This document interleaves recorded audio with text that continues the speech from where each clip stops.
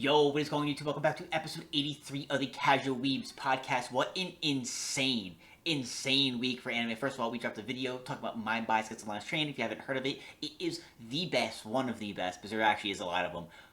Romance Mon was out there. It is absolutely phenomenal. We are thinking that it's probably going to get an anime soon, and if it does, trust me, it will break the internet, especially if you like romance animes. You're gonna love this one. It is honestly perfection. Hopefully they don't ruin it, but we dropped a video kind of talking about the past, 50 some chapters because it's incredible. Also, Crunchyroll is getting rid of some anime. What is going on with that? Something they didn't announce, didn't say anything about, but people caught on. You don't think we're gonna notice, especially some of the older animes. Dude, Death Parade is gone. It is actually kind of insane. Only a couple of titles, but it's something to keep an eye on because, as always, fuck Crunchyroll. So we don't know what else. We don't know what else we're getting rid of, but kind of interesting, especially because Chainsaw Man killed it. Chainsaw Man Ooh, absolutely dominated the box office. Fucking killed it. On TikTok, I got this one guy who kind of talks a lot about like movies, TV shows, and just kind of like that whole industry. It's pretty cool. And he even brought up, he's like, dude, Chainsaw Man absolutely bodies the box office. Anime strikes once again, and he brings up a bunch of movies that are out right now that honestly flopped. The movie industry blows. It sucks. Not only do people not really want to go to theaters, but it's really because of the slop that they're like forcing onto us. It's like we're not gonna fucking pay for this dog shit. dude, that is so true. Because like going to the movies, one, it's like kind of expensive. If Mm-hmm. especially if you were like taking a family or like your young kids wanted to see Demon Slayer or whatever, like it's a Yeah. little bit of a pricey venture. It's a night out. But like for Demon Slayer or Chainsaw Man, like multiple like instances where like people have hit me up and it's like, yo, let's go to the movies and see it. And there's like no hesitation. Like you're excited, like yeah, get a couple drinks, you get some snacks. Like it's just kind of funny because I totally agree. Like I'm not like a crazy movie critic, but like for the stuff I do like, I'll absolutely go to the movies. But for, a title that you're like, is this worth like spending whatever, 20, 30, $40 to go out and watch it? Which a lot of Hollywood stuff feels like right now. Yep. I'm definitely with you. Like you could just wait or you could even buy it, via like Google TV or something and just watch it at home. So yeah, I think that speaks volumes to the quality of like both of those movies that a lot of people were like totally set to see it in movies or IMAX or 3D, 4D, whatever. And that's what is funny is that they're like, oh yeah, like people just don't go to theaters anymore. It's just a dying thing. It's like it's not dying. It's just like you're not producing stuff that people actually want to go and watch. But that's the crazy thing is that like anime has kind of proved that it's fucking awesome, right? It delivered money wise. It's something that we have brought up multiple times. Is that like these industries, these companies are starting to see, Netflix, Hulu, and even Amazon Prime, they're starting to really add to their anime catalog. They're starting to try to get some originals, you know what I mean? They're trying to, like, build that up because they kind of see, like, oh, there's money here. There's viewership here. There's attention here. There's people that will get our service for this.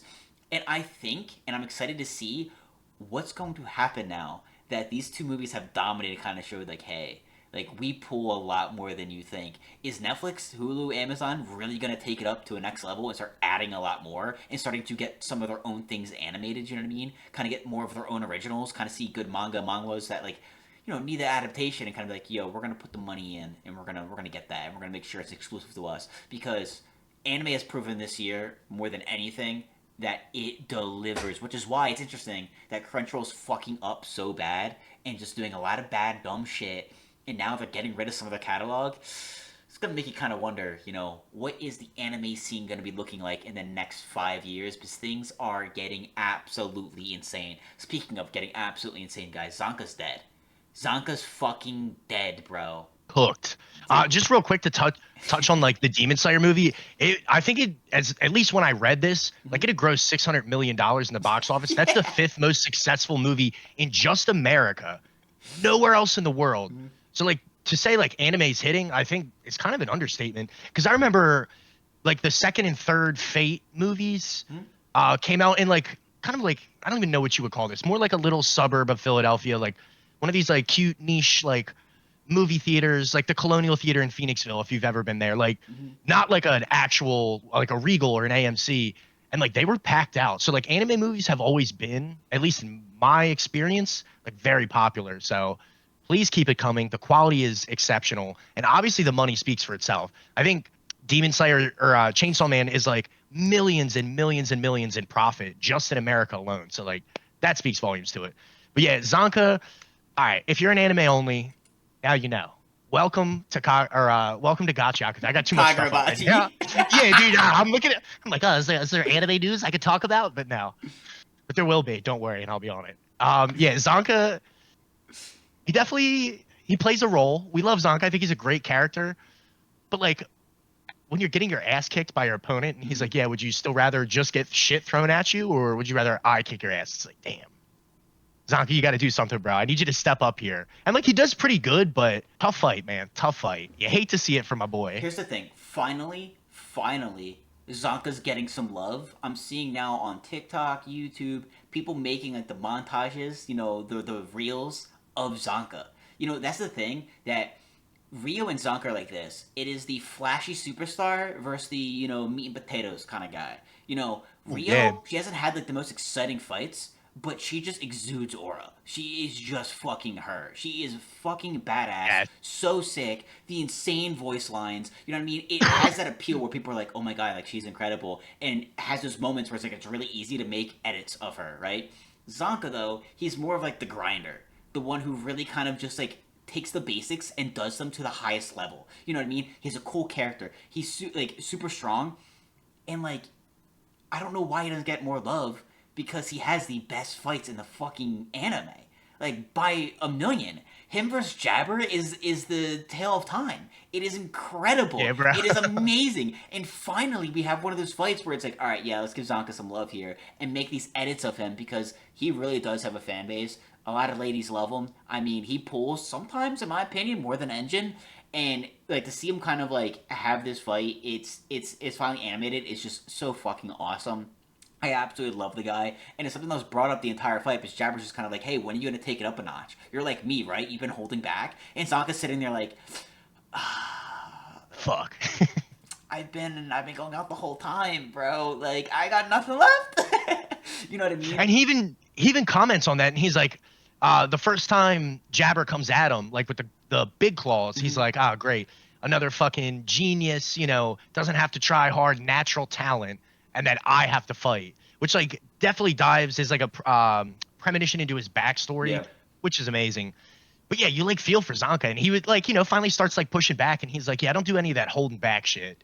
And like he definitely had some nice moves. Like I don't mean to demean Zanka's ability because he fights very well, and Jabber's like more than capable. Which the Raiders leader definitely clearly said to Rudo, like whatever he is, he's very perceptive, he's smart, amongst many other things. But Jabber is definitely like pretty elite as far as like the characters we have right now. No, like I said, he does the basics very well. Like he was very good, like in that fight. He was doing a lot of like insane things. He's just not flashy. You know what I mean? He's just not like Rio And grabbing the scissors, kicking them around with her legs, going into the air, and then skyrocketing right down like a fucking meteor, taking out a beast. With the sick line like, "Oh, I heard that song before. I found your weak spot." You know what I mean? Like Zonka doesn't necessarily have that level of aura, but like I wouldn't want to fight the guy. You know what I mean? The way he's just picking true. up the ground and yeeting it at somebody is absolutely insane.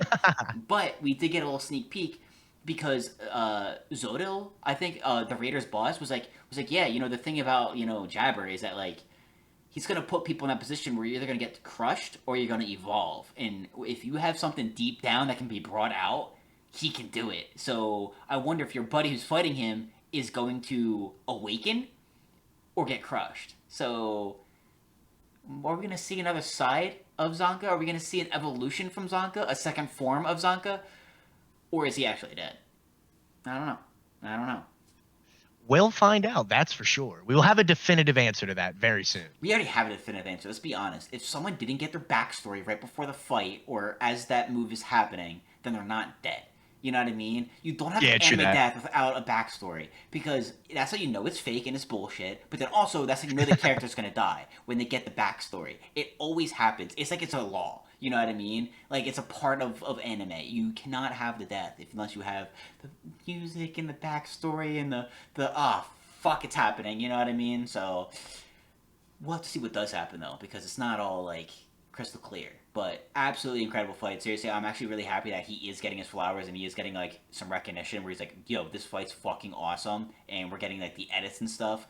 Also, we saw the other fight with that one like I don't know. He like to me he's like a pirate dude with like his hat and stuff. I think he's a fucking beast and a badass. That fight seems like that's about to break out. He's like asking for information on the cleaner's boss, right? And the guy's like, hey, these are like pointless questions. Like I feel fine about this. Like I don't mind talking about this. I'm like, dude, you're actually like low key giving away a lot of information. Like he knows absolutely nothing. If you tell him his shoe size, that's a lot of info. You know what I mean? There's a lot he can go off of with that. So like, I'm really interested to see like what else happens because I want to know more about this guy. Like he's not just a mystery to Yeah, the Raiders. He's not just a mystery to the Cleaners. He's also a massive mystery to us. No one knows fucking anything about the Cleaners boss. And one thing that I saw that was like maybe really stupid, maybe very far fetched because we don't know anything. I saw someone talking about how his earrings match up with the Raiders boss's earrings, and people were yeah. like, "What's up with that? Is there something connected?" And I'm like, "Yo, if they're like related in a way, that'd be fucking sick." So I want to know more. Dude, 100%. And really the only like bit of foreshadowing, and that's a stretch to call it foreshadowing. Mm-hmm. He's asking, I forget, Bundus. That's a great name for a big guy too. Bundus. Love a big Bundus, you know? Yeah. Here on the pod. So he's like, yeah, I want to know about your leader, Corvus. Mm-hmm. And of course, they cut perfectly to his office, and Seimu walks in, and you just see the tattoo on his head, like the eye rolls back to look at her, and it was like he literally has an eye in the back of his head. As a manga reader who's caught up as of today, literally nothing, no information about him, his backstory, engine, Rio. Like we still have so many characters to like get into. I feel like the leader is still like a ways away because you're right. Even if like you read the manga and understood all of it, you still know it's the same as like anime onlys. Nothing about him. So like that air of mystery is still really cool about him, but I feel like we know more about Zodal and the Raiders than we do the Cleaners leader, which is crazy. And I did see that comparison. They're like, oh, they're wearing the same earring, but I'm so like detached from that because people, in the crackpot One Piece theories, it's like, oh, who's Luffy's mom? Look, they have the same eyebrows. Like it just gets crazy. So it is an interesting kind of like theory or like piece to note. But we know so little about Corvus, it's hard to really like infer anything, like abilities, Jinky, Mm-hmm. backstory, anything other than apparently he likes sweets. That's news to me as well. Exactly, but like that's the thing. He's like, oh yeah, these questions are so like simple and harmless. It's like, no, when a guy's like that secretive, like that fucking secretive, where no one knows anything, including the fucking viewers, where we're like, hey, earrings, guys, hold up, earrings, earrings. This could be something. Let's wait here. You know what I mean? Write that down. Noted, got it. it's like yeah, something as simple as sweets and stuff is like that's a lot of information. That's like fucking massive. So I thought that was absolutely insane. But then they also give up a ton of information as well. I like how they're like, all right, fighting, let's not do that. Let's exchange info. Like, give me your And contact. Let's the talk. the girl with like the sewer portal thing, she even is like checking in on all the fights and like lack thereof with Mm-hmm. engine, et cetera, et cetera. He looks in, and this is before you see the scenes of like the exchanging of Yeah. information. And he's like, why would you tell him that? Why would Bundus tell him that? Like one, that he works alone. He has his other his like ulterior motives outside of the Raiders. Mm-hmm. But also that like, they came into the acquisition of multiple trash beasts, which doesn't hold much weight yet. Excuse me, but that's, yeah, like they're both kind of giving away vital information, which really ups the stakes. It makes them feel like they're, playing for keeps. Mm-hmm. And it's like really cool too because like you'd expect a fight. Like it just kind of keeps you on your toes. You're like, all right, here we go. Yeah. Like it's gonna happen. And then it's just like, all right, no, we're actually just gonna drop some lore. Like enjoy, sit with it a little bit. And it's like, all right, bet. But then who was it? Dear Santa, bro, mauling, fucking his facial Balding. expressions have me on the floor, bro. He's so goddamn funny. I like how his buddy's just like, yo, like I'm always between a rock and a hard place, and it shows like them like smushing him in the middle because dude, he's like so fucking pissed off. And I like he brings up too. He's like, I know you're worried about Rudo, and his face just becomes so twisted and fucked up. He's like, oh, forgot it's a soft spot for you. Like, bro, the way that he's just so angry all the time is so fucking funny. He's such a character, bro. I absolutely love him. He's hysterical.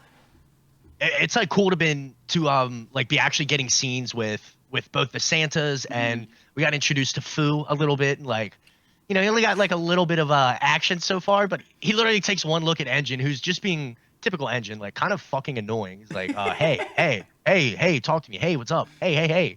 And he's like, man, this guy's freaking awesome. He's like, yo, this dude is mad annoying, and he's an enemy. Perfect intro to Fu. Love it. Well done. I feel like Amo had like the better reaction to Engine, where she's just like you're a fucking asshole, and it's like she's not. You're not wrong. Tough to disagree. Tough to disagree. And she kind of sat there. It's like, yeah, I don't give a fuck about your feelings or wanting to talk to you. Give me what I want. She's like, you're a dick. And like Fu, on the other Yeah. hand, is just like, you're so amazing. Like I want to That's be so you. cool. Like, be my best Yeah. friend.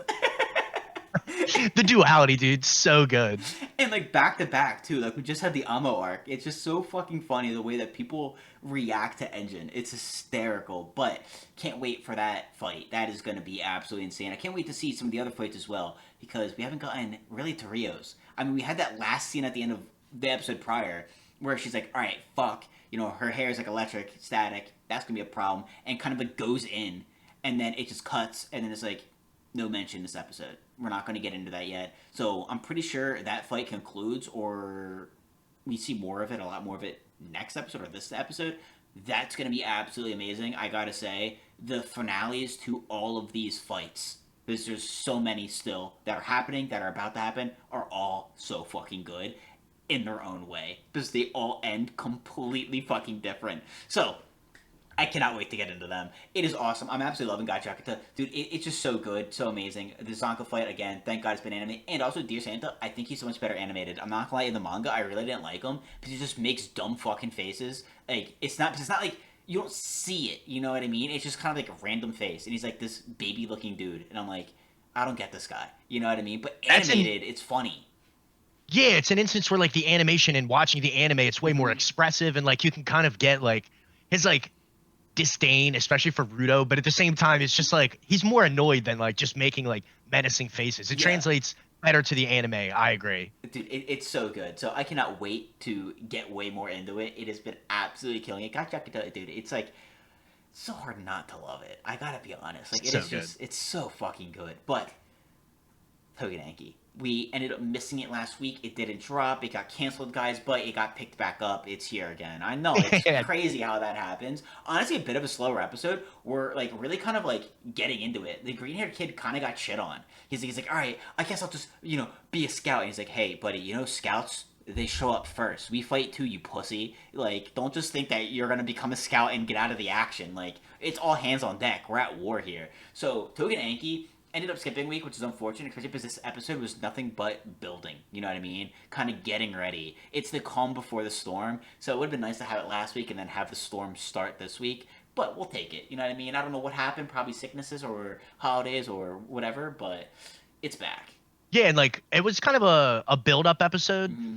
and I did like how like the scout leader, even though he's like kind of a dick to everybody, even Yeah. like Mudano, he's like really condescending. He made a really good point where he's like, yeah, dude, like we go in first, like no backup, like you can't just pull the front lines up if you run into shit, like Mm-hmm. you have to be good. Like he makes a really good point, but the green haired guy's like, damn, my ability sucks, like I'm useless, you know what I mean? Like he feels like a bum, and Mudano's like, actually, when he started, he could only stay invisible for like 30 seconds or whatever. And now he's like really honed his ability. He's like an elite warrior based, I won't say like on par with Mudano, but on par in the same sense that they're elite at like their respective jobs, Yeah. which was really cool. It does a good job of like building up this whole arc, rescuing Kugasaki. And like they do get in there, but basically after like the whole rigmarole, if you will, about this episode, like they do reach him, and you basically see that the whole thing was a setup, and they Mm-hmm. played perfectly into the Momo's hands because I forget the Momo with the piercing, but he uses his abilities, and now since he's come in contact with Kugasaki, he can see through his vision, and now he knows what Shiki looks like. He knows what the whole group looks like, besides the girl and the green-haired guy. So like definitely getting deeper. We didn't get anything from Mikado this episode, which was Shiki's cop homie. Kinda. I mean, he had his fortune read. I like how he's like all about it. He's like, oh yeah, like can I read your fortune? He's like, my birthday's this, my blood type's this. Here's my family name. Here's where my parents Oh, are. that's important Just information, gives bro. everything. He just doesn't give a fuck. He's like, please tell me my fortune. Like, Here's my social security. Loki's spot on though. Where he's like, hey, like you met somebody, you guys make good friends. And he's like, oh, yay! Like, dude, like Alpha is like so excited. He's like all happy. He's like, me and Shiki are gonna be fucking boys. But he's like, something could happen that could derail it. And then again, it kind of brings up when we talked about like several weeks ago, where it's like, are they gonna actually fight? You know what I mean? They actually know each other on like a very real level. Like they're boys, they're friends. They both lie to each other about their jobs for obvious reasons. But it's like when they come face to face and they realize it, I think the way they both morally are, they're not gonna fight. So I think that it kind of hints that like, hey, there's something that could come up. It could ruin the friendship, but it's not guaranteed. The fortune never said you guys are gonna like not be friends anymore. It's kind of like a fork in the middle of the road. So it kind of like teases and gets you even more excited for the confrontation between them and for the veil to be disposed of. Just kind of see that like, oh hey, he's actually Momotaro, and oh hey, this is actually the son of Kishi and the guy you guys are trying to hunt and kill. So I cannot wait for it. I think it's gonna make it all that more entertaining. Yeah, so like this kind of build up between it, I think is really important and will make that payoff really good. Mm-hmm. Because like they did kind of foreshadow it, like, oh well, what if you had to fight somebody you really cared about, like when they're having coffee or whatever? Yeah. And he's like, well, I would do whatever I had to do to not kill him. Like I would make sure I use talk no jutsu and change his mind. Basically, Well, what he how very said shonen of you. is like, I would kill the guy that forced him to do it. What he Yeah, pretty much like was all like, right. I won't kill you, but I'll come for your fucking bosses, and I'll sure as hell kill them. And like the dude who read his fortune and the like tan skin guy with the horrible attitude and temperament, Mm-hmm. they're like pretty key pieces of the Momo, like I guess upper ranks, you could say. I know I said that last week, but you definitely get that because they have a pass with Mudano now. Like they want a rematch, basically, Mm-hmm. they say. So like maybe there's some history there. It's definitely cool to kind of see that like slowly being built in with like this story that we followed since whatever episode 1. Yeah, dude, it's been really good. I'm excited for it to like, kind of come to its climax here because it is a 24 episode anime. You know what I mean? So we're kind of building multiple arcs here, and I feel like the one we're about to get in is about to like really pop off. It had a lot of build up. It's really getting interesting. We know the cast now, and it's like, yo, I feel like it's gonna be like really entertaining, and it's gonna be very accomplished. You know what I mean? It's gonna feel very like completed and nice. But one thing I do want to bring up is my status as an assassin obviously exceeds the heroes. That is something we kind of like brought up week one and kind of didn't bring too much up about it, right? Episode two dropped. I thought episode two was shit. I thought it was really bad. I'm like, it's fast paced and it's all over the place. It doesn't feel good. It seems like they're trying to get away from the beginning scene. It's kind of like when you play a video game and you're kind of like the opening area blows. So I'm going to skip through everything trying to get to somewhere more entertaining. And it seems like they kind of did that with episodes three and four. It's still pretty fast paced, but it's not jumping everywhere, so it doesn't feel bad. It doesn't feel like we're just like getting way too much or like not really staying on track with anything. And I feel like episodes three and four especially were actually really good. Like we've kind of completely walked away from the kingdom and the king and the rest of the class. It's kind of like he escaped. He's got like the cat or like the dragon now as like his familiar, which is fucking awesome. That's so cool. OP pet, yeah, makes fucking sense. He's an absolute beast. And now he's got this like princess with him who's OP as fuck too, and it's just kind of like said like, hey, my life is yours. Let's fucking do this. So building quite the party. He's like, all right, I gotta go get like upgraded weapons. Let's go get everyone decked out. And of course, the party of his classmates who broke from the curse are also doing the same thing. So we've already completely walked away from episode one and episode two, pretty much. Like you can start this anime off at episode three. Like it's so weird, but like it's working. You know what I mean? I'm actually really enjoying it. What have you thought about the first four episodes so far? I will say, like, watching episode 4, and maybe this is just the skeptic in me. I'm like, Mm-hmm. feels like he's building a harem. Like, are we doing that? But there's really no like insinuation of like romantic feelings or Mm-hmm. fan service or anything with him. So I'm like, all right, easy. Like, basically just building a party, and they all have like some kind of like regalness to them. Like, basically, yeah, like a princess or like the elves that are like really strong. Like, he's got two elves in his party. He's got a familiar that's super OP that he was able to beat. So like, yeah, we're kind of like departed from like the king and like this girl cursing everybody to kind of like fleshing out the other continents, which I think is a perfect way to go with it, rather than like just kind of stick to the kingdom and not really explore like the world that they've mentioned, which we are doing now. They went to the elf kingdom, and we saw now that the classmates are going to like the beast folk area. Yeah. So like you're definitely seeing different types of people, and it'll be really interesting if they do kind of meet up in this next episode 5 or episode 6 and kind of reconvene, because basically he was framed for murder. So like you don't know if they'll be like, it's on site, we see him, we got to kill him, or if they'll actually hear him out, because a lot of people know Akira to like be kind of that like quiet invisible guy and not so much like causing drama, so to speak, yeah, by killing a commander. But Yeah. I really like it. I think episode 3 and 4 like paced better, feels like a little slower, like you're fleshing the story out rather than just trying to fly through the beginning. And I do kind of get it with like isekais, like you really don't need to spend that much time on like the beginning. You know what I mean? You want to get out to the journey and like meet the other characters and stuff. So I think it's been really good. I agree with you. I think episode 3 and 4 were they like instilled some confidence into me that the rest of this season is worth watching. Because you never know, like pacing is tough with 12 episodes. You can't flesh out this magnificent story at the right pace if you're trying to do too much, and vice versa. You know what I mean? You don't want to do it too slow and not move anything. So I think the next 2 episodes will really be telling of like kind of what we can expect, but I like it so far. I definitely think it's a solid watch. I mean, I don't think. Okay, it's an isekai. At some point, there's going to be a harem.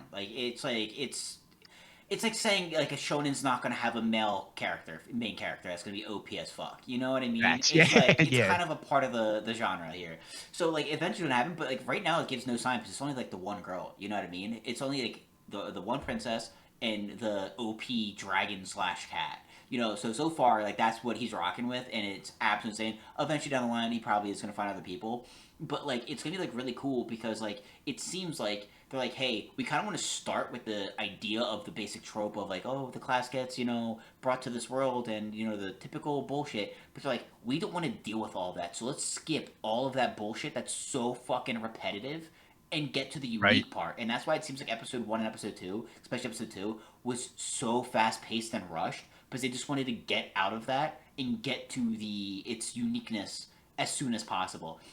So I think that that's really cool because he's building a really cool party. Like you said, it really doesn't have any fan service at all. It doesn't seem like it's building a harem at all, at least yet.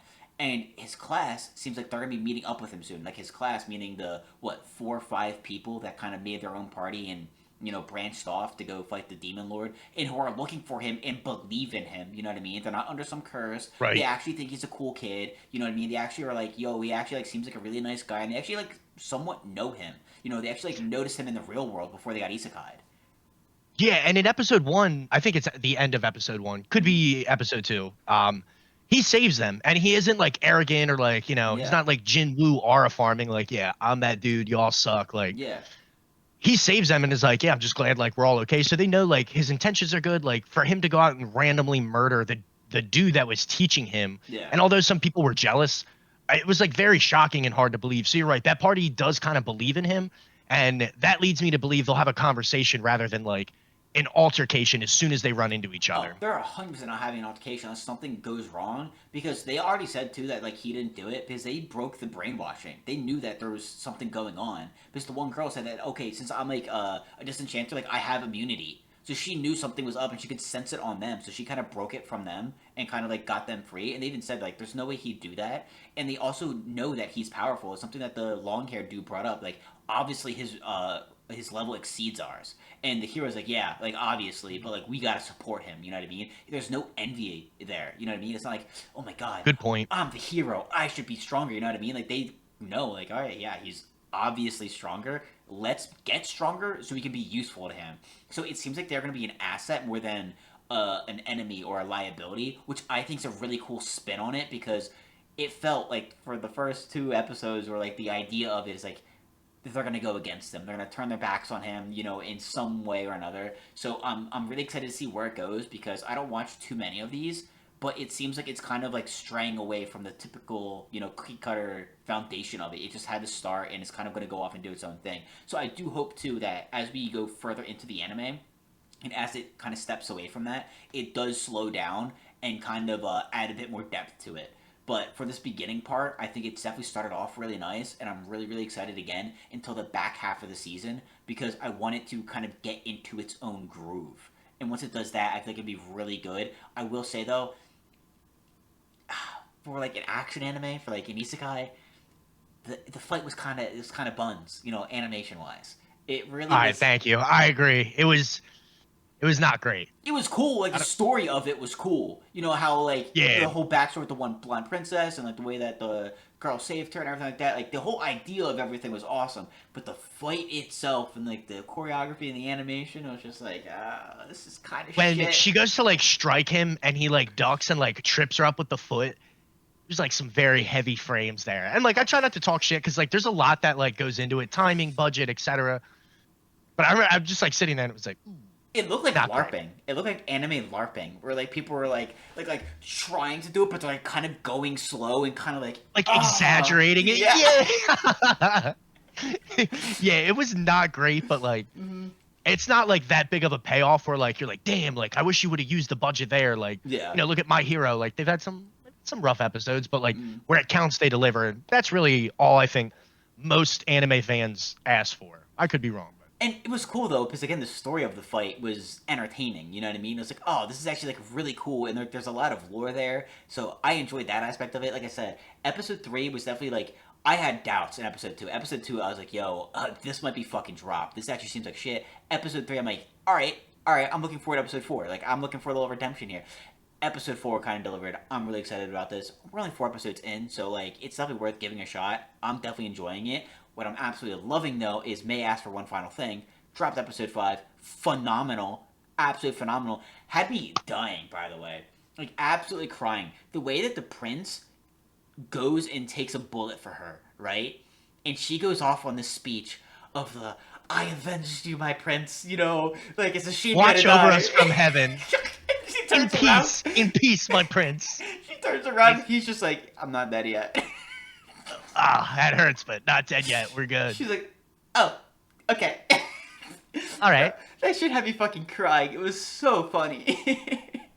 Dude, this anime, like, I don't want to jump too far ahead, but like the end scene where like you're getting this really touching moment with them, and Julius is like, oh, my dad made this crown of roses for my mom, and like, Yeah. he offered her gifts and praise and all this stuff, and this was the one thing that won her over. Puts it on her head, and he's like, "You're my favorite. The world is brighter with you around.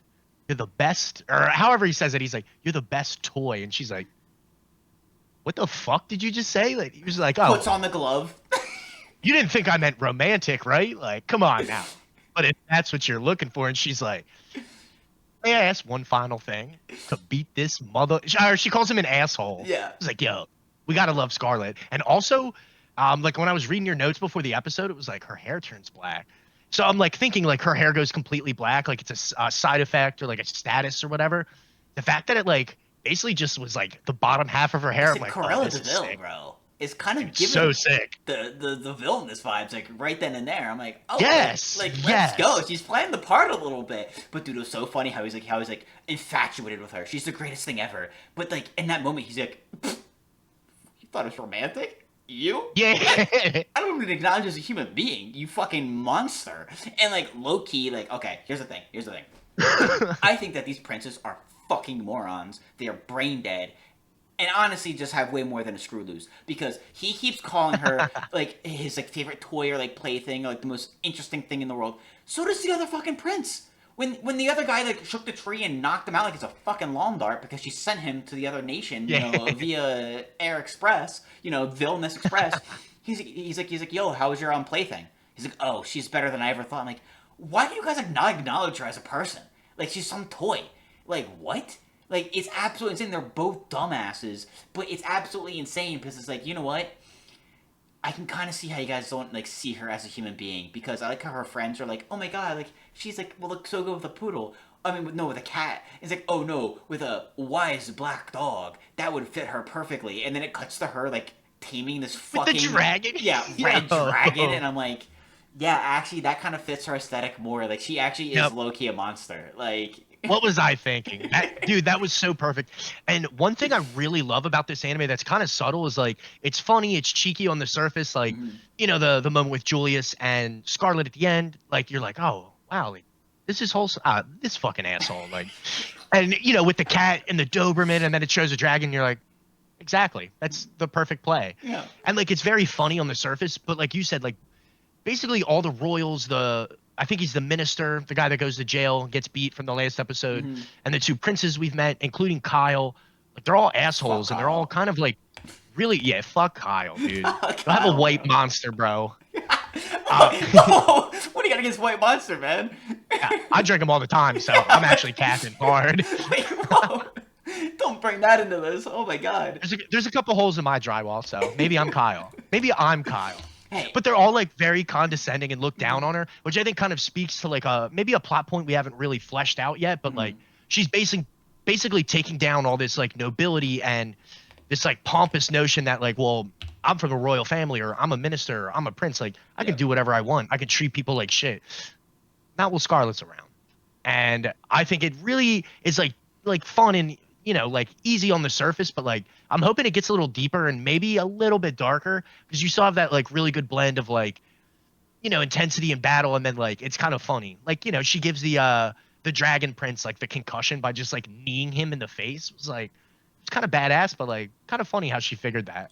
Well, it's insane too, because like it's like you can say whatever you want. Like she doesn't give a fuck if you're royalty. She'll fuck you up. She loves punching assholes. Facts. It doesn't matter who you are, your ranking, your title, doesn't fucking matter. It's amazing. But what you're saying too is that like you want it to get a bit more serious, deeper, darker. I think it might. You know what I mean? I don't know. The anime kind of gives a vibe where like it won't, but like at the same time too, we talked about how hey, what's gonna be the plot point here? Who's the final boss or who's like the enemy? And it's like, oh, like we brought up the chick that Kyle kind of like left her for is the heroine. You know what I mean? She got isekai'd into this world. She knows a lot of fucking shit, and it seems like she can be this manipulative fucking puppet master little bitch that could be our opponent. And this episode was like, yeah, that's exactly what's gonna happen.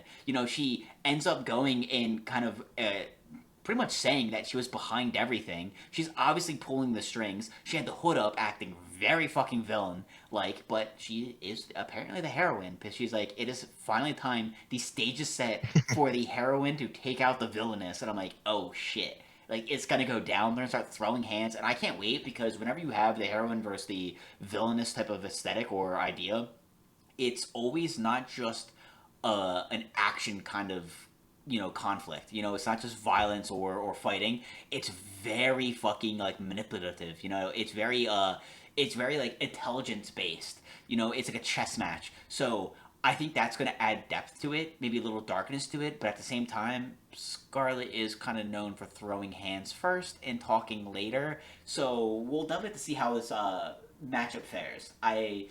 We obviously know who's going to win, but it's going to be fucking interesting, and I cannot wait for it to really get into it, because it's obviously going to be the thick of the season, you know what I mean? It's going to be the majority of what we're going to be focusing on, so I'm hyped. Next episode is hopefully going to end up bringing her back into the spotlight, so I'm really excited to see how that pans out. Yeah, you said it perfectly. Like, this episode is kind of where we got the, like, all right, pink-haired girl, Kyle's fiance, girlfriend, whatever, is the main villain, and she literally says at the very end of the episode, like, I'm coming to get Scarlet. Like, it's time to knock you off your throne, or however she phrases it. That's kind of what leads me to believe maybe it'll be a little darker, or you can expect it to escalate. Maybe darker isn't the right word, but like, it's episode 5. We got a good plan laid out. Like, you can expect it to escalate moving forward, which I think now is like a really good time to get invested in the story. If this is your kind of cup of tea, so to speak, very enjoyable anime, but like now it's, I think, time for it to take off, and I believe that it will. So it's been great so far, but now it's about to get good.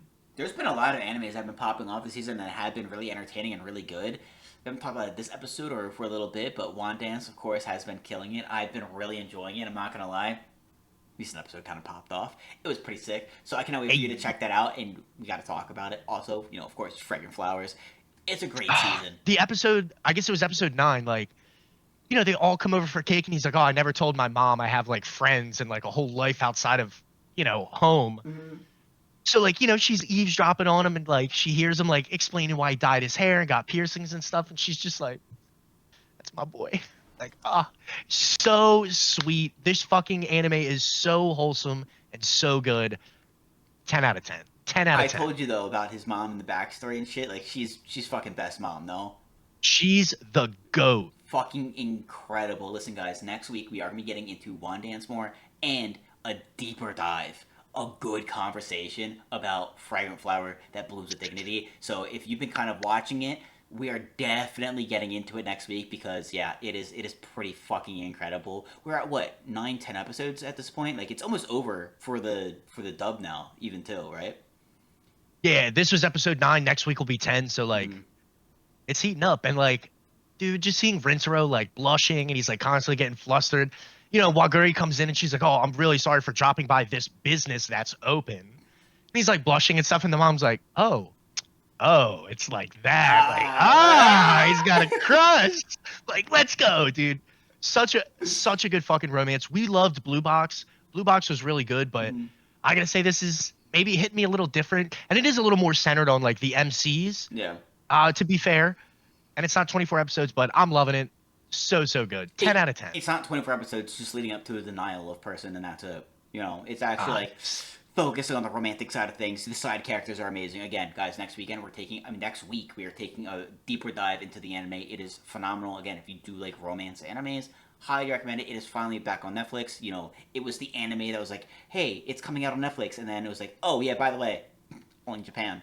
So whoa, yeah. it's been out now worldwide, and it is actually almost done. So I think it's about time we dove in and really talked about it because it is phenomenal. And yeah, it has been incredible. Anime is killing it this week. The fall season has been phenomenal, and the winter season is going to be overwhelming. Really overwhelming. But that is it, guys. We hope you guys enjoyed. We hope you guys are excited for the rest of the season because we are getting now into like the midway mark of a lot of these animes. And you know, the back end, those last 6 Heating up. episodes, they always deliver. They always are pretty fucking amazing. So we hope you guys are excited, especially for the finales of Gachiakuta and Tougen Anki, which are going to be wrapping up 24 episode seasons, which have been really good. So again, we hope you guys are enjoying. Anime, of course, is killing it as always. It's about time everyone else realized it. Congrats to Demon Slayer and Chainsaw Man for fucking bodying the box office and showing that, hey, theaters aren't dead, just your shit-ass movies. So, that's it, guys. Yes. Have a great rest of your week, and peace.